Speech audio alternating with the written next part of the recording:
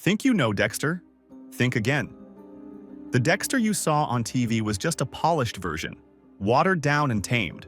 The real Dexter, the one from the books, is far darker, and not just him. Some of your favorite characters are almost unrecognizable when you compare them to their original versions. From ruthless killers to characters who never even existed, the differences are shocking, and they completely change how you see the entire story. Why did the show make such drastic changes? And what would Dexter have been like if they stayed true to the books? Let's find out. Let's start with the man himself. The Dexter we know from the series has a surprisingly relatable side. Sure, he's a killer, but we can't help but root for him. He's calculated, but there's something almost charming about his awkward attempts to fit into normal life. In the books, though, forget charming. Book Dexter is a stone-cold, heartless predator. You might think Dexter from the show is dark, but his literary counterpart makes him look almost tame. In the books, Dexter's dark passenger isn't just a metaphor, it's practically treated as a separate entity, a dark force within him, almost supernatural. It doesn't just guide him, it controls him. One of the most shocking differences? Book Dexter is more ruthless, more detached, and far less sympathetic. He doesn't struggle with guilt or morality. Killing doesn't make him feel human, it's just part of his nature. But here's the real twist. In the books, Dexter genuinely believes he's incapable of love. His relationship with Rita? Pure convenience. In fact, he doesn't even pretend to care about her kids. They're just part of his cover. It's a far cry from the conflicted, almost fatherly figure we see in the series. Would the show have been as successful if Dexter had been portrayed as purely ruthless? Or did his flawed humanity make him more relatable? Let me know what you think. Then we have Deborah. Her reaction to Dexter's secret might be the most shocking difference of all. The difference in how Deborah processes Dexter's truth is one of the most striking deviations from the books. In the show, her discovery is drawn out, complex, and deeply human. She's torn between her loyalty to Dexter, her own moral code, and her role as a detective. It's a gut-wrenching conflict that plays out over multiple seasons, allowing viewers to sympathize with both her and Dexter. But in the books, her reaction is far more brutal and immediate. When Deborah learns about Dexter's dark secret, there's no inner turmoil, no drawn-out struggle for acceptance. It's like a switch flips. To her, Dexter is simply a monster, nothing more. And while the show emphasizes her emotional conflict and eventual attempts to reconcile with Dexter's darkness, the books take a much colder, harsher approach. Deborah's revulsion is absolute, and it permanently damages their relationship. She's not willing to overlook his crimes or make excuses for his actions. Her moral code remains intact, and she sees Dexter for what he truly is, a killer. But why did the show choose to alter this dynamic so drastically? The answer likely lies in the desire to keep Dexter sympathetic. By allowing Deborah to wrestle with her emotions, the writers made Dexter seem more human, more redeemable. If even Deborah, someone so committed to justice, could struggle to condemn him, then maybe viewers could do the same. It created moral ambiguity that kept audiences invested. This choice makes sense from a storytelling perspective.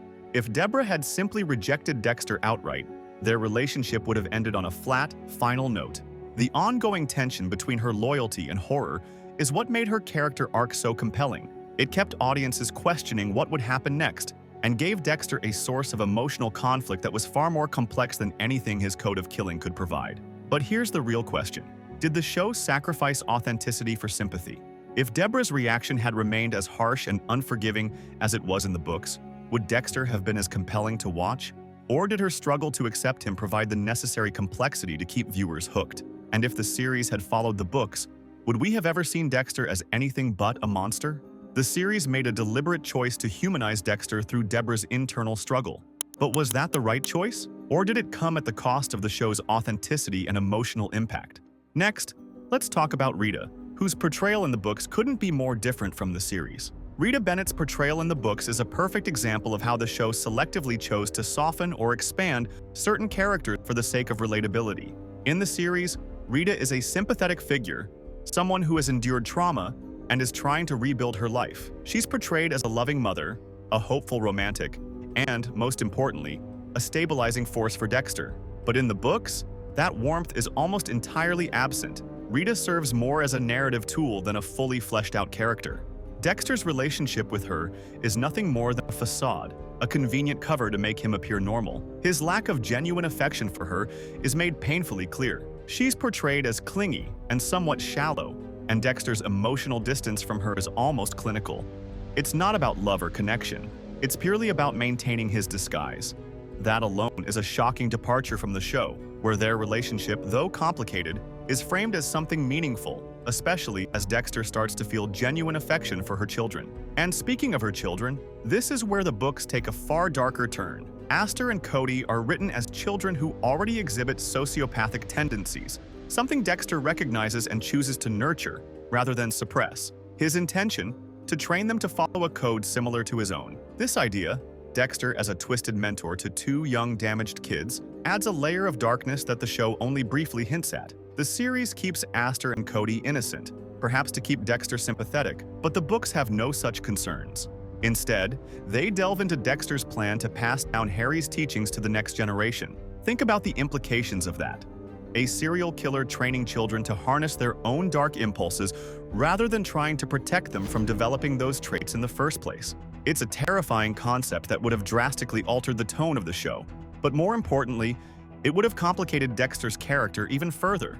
Would the audience still be able to root for him if he actively encouraged murderous tendencies in children? It's a disturbing thought, and one that the show clearly chose to avoid. But here's the question. Did the series miss an opportunity by not exploring this darker storyline? Or did the writers make the right call by keeping Aster and Cody innocent to preserve Dexter's likability?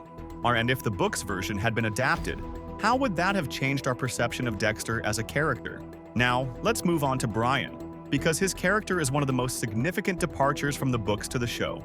Brian Moser's character arc in the show differs drastically from his portrayal in the books, and this change shifts the way we view Dexter's evolution. In the series, Brian, also known as the Ice Truck Killer, is a shocking revelation, Dexter's long-lost brother who shares his dark urges. But the series opts for a quick resolution, one season, one confrontation, and a final betrayal. In the books, however, Brian's impact is far more significant. He doesn't just appear and vanish. Instead, he becomes a constant and ominous presence in Dexter's life. The brothers develop a bond built on their shared darkness. They aren't merely siblings, they're partners. Brian actively pushes Dexter to fully embrace his dark nature, to shed his facade of humanity, and to stop pretending that his code is anything other than a crutch. Instead of rejecting Brian's influence, Dexter is drawn to it, intrigued by the freedom his brother represents. This dynamic forces Dexter to confront a compelling question. Is his code a genuine moral framework, or is it merely a convenient excuse to justify his actions while maintaining a sense of righteousness? Brian, who kills for the thrill, challenges Dexter's understanding of his own motivations. The books explore a darker idea. What happens when Dexter, who believes he's in control of his urges, is constantly tempted by someone who sees his violence not as a flaw, but as something to be celebrated? This conflict adds much more depth to Dexter's character than the show allows. By eliminating Brian early, the series kept Dexter more relatable, but at the cost of missing out on this intense, psychologically rich exploration. What if Brian had stayed? Would Dexter have succumbed to his darker impulses, or would he have been forced to confront his true nature? Was cutting Brian's arc short a missed opportunity to explore Dexter's deeper, darker self? Or was it necessary to keep Dexter more sympathetic for the audience to continue rooting for him? Now, let's talk about Sergeant Doakes, whose fate in the books is radically different from what we saw on screen. Sergeant Doakes is one of the most iconic characters in Dexter, and his early death in the show remains one of its most shocking moments. But the books take a completely different approach. Doakes doesn't die. Instead, he's left severely mutilated, physically broken but very much alive. And unlike the series, where his death offers Dexter a clean slate, the books keep Doakes around as a constant looming threat. By keeping Doakes alive, the books introduce a relentless psychological tension that the show chose to avoid. Doakes becomes a ghost haunting Dexter's life, a living testament to the fact that his secret is never truly safe. It's a brilliant move because it forces Dexter to coexist with his most dangerous enemy, not eliminate him. The threat isn't gone, it's just transformed, and that creates a whole new dynamic of suspense. But what makes this change so powerful is that Doakes, in his weakened state, becomes more than just a danger. He's a mirror, a brutal reminder of Dexter's own vulnerability and the inevitable consequences of his actions. The series allows Dexter to move on from Doakes' death almost guilt-free. The books don't grant him that luxury. They force him to live with his mistakes. By killing Doakes off early, the show sacrificed a layer of complexity that could have driven entire seasons of compelling storytelling. Imagine if Doakes had remained a lurking presence, always one step away from exposing Dexter. Would Dexter have grown more paranoid, more ruthless, trying to stay hidden? Or would his moral code have cracked under the pressure of a relentless enemy who simply wouldn't disappear? Did the show make the right choice by killing Doakes so soon? Or did it rob viewers of a more interesting, drawn-out conflict, one where Dexter's greatest challenge wasn't just escaping discovery, but living with the relentless consequences of his actions? And if Doakes had survived, would he have ultimately been the one to bring Dexter down? Next up, let's talk about Harrison, whose role in the books is drastically different from what we see in the show. The differences between Harrison in the books and the series are so striking that it almost feels like he's two entirely different characters.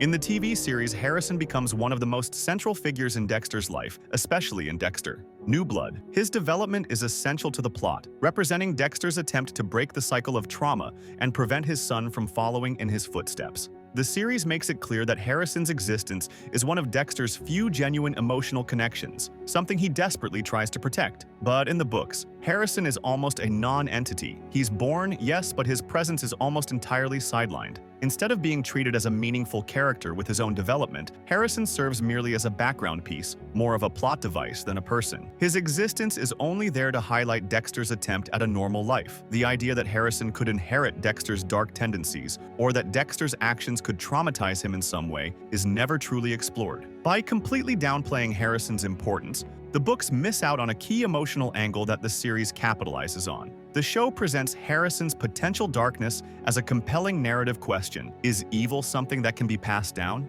Is Dexter's darkness hereditary or purely circumstantial? These are powerful questions the books never bother to ask, and this difference matters. In the series, Harrison is a mirror for Dexter, a way for him to reflect on his own humanity, or lack thereof. But in the books, Dexter is almost entirely self-contained, uninterested in whether his behavior affects those around him, including his own son. By neglecting Harrison's character, the books focus solely on Dexter's darkness, making his world feel colder and more isolated. But was this a missed opportunity for richer storytelling? Or did the book simply remain truer to Dexter's detached nature? Let's continue with Angel Batista, a character who is almost unrecognizable when compared to his portrayal in the books. Angel Batista is a beloved character in the Dexter series, loyal, good-hearted, and dedicated to his job. His friendship with Dexter provides a layer of warmth and humanity that contrasts with the show's darker themes. Batista's sense of morality and his willingness to see the best in people make him a crucial element of the show's emotional depth.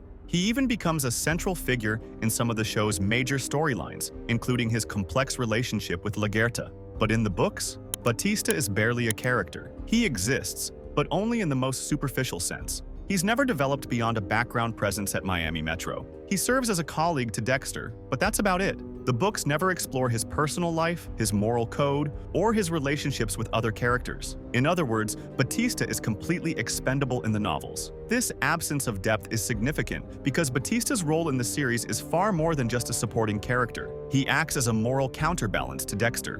While Dexter operates outside the law, Batista strives to uphold it. That contrast adds complexity to Dexter's world and provides the audience with a point of reference for normal, ethical behavior. By minimizing Batista's presence, the books lose a key element of emotional resonance. Batista's loyalty, kindness, and struggles with morality in the show serve to highlight Dexter's lack of empathy and social isolation. In the books, Dexter's world feels colder, more detached, and less human because characters like Batista aren't there to challenge him, befriend him, or offer him glimpses of what a genuine connection might look like. It's as if the books deliberately avoid giving Dexter any real relationships that could complicate his cold, methodical nature. But did the show's decision to expand Batista's character make Dexter's world richer and more layered? Or was it just a way to make the series feel more relatable and accessible to viewers? Now, let's talk about a few characters that were created solely for the series. Miguel Prado, Dr. Evelyn Vogel, and Angela Bishop. None of these characters exist in the books. They were introduced in the series to add complexity and deepen Dexter's world. Miguel Prado is one of the most compelling additions, offering Dexter a genuine friendship. Their bond, built on a shared desire for justice, leads to one of the show's most gripping storylines. Miguel's ultimate betrayal forces Dexter to confront his own darkness, making the storyline a powerful exploration of moral limits. But in the books, Miguel doesn't exist. His character arc was entirely crafted for the show to challenge Dexter and show him how easily he could lose control. Dr. Evelyn Vogel, a psychiatrist who helps Harry create the code, is another key creation for the series. Her absence in the books means Dexter never has that psychological validation from a parental figure. And Angela Bishop, Dexter's love interest in Dexter, New Blood, also doesn't appear in the novels. Was she added for dramatic effect or to give Dexter a chance at redemption? These characters weren't in the books, but did they enhance the story or take away from Dexter's isolation and complexity? The Dexter you watched on TV was built to be relatable, an anti-hero you could root for. But the books, they don't care if you like him. They embrace his darkness, his isolation, and his complete lack of humanity. From a ruthless Dexter who views relationships as mere cover stories to a Deborah who permanently rejects him. From Brian Moser becoming a twisted mentor to Sergeant Doakes surviving as a mutilated but relentless threat. And let's not forget the absent characters, Miguel Prado, Evelyn Vogel, and Angela Bishop, entirely created to make Dexter feel more human. The series crafted a sympathetic killer, but the books keep him as a detached predator. Did the show's attempt to make Dexter relatable weaken the story's brutality? Or did it enhance his complexity? Which version is the real Dexter? And if the series had stayed true to the books, would you still have rooted for him? Drop your thoughts below, and if you made it this far, congrats. You clearly have a dark passenger of your own, always craving the next deep dive into Dexter's mind. So why not make it official? Subscribe and join the dark side, no code required. Thanks for watching, and I'll see you in the next one.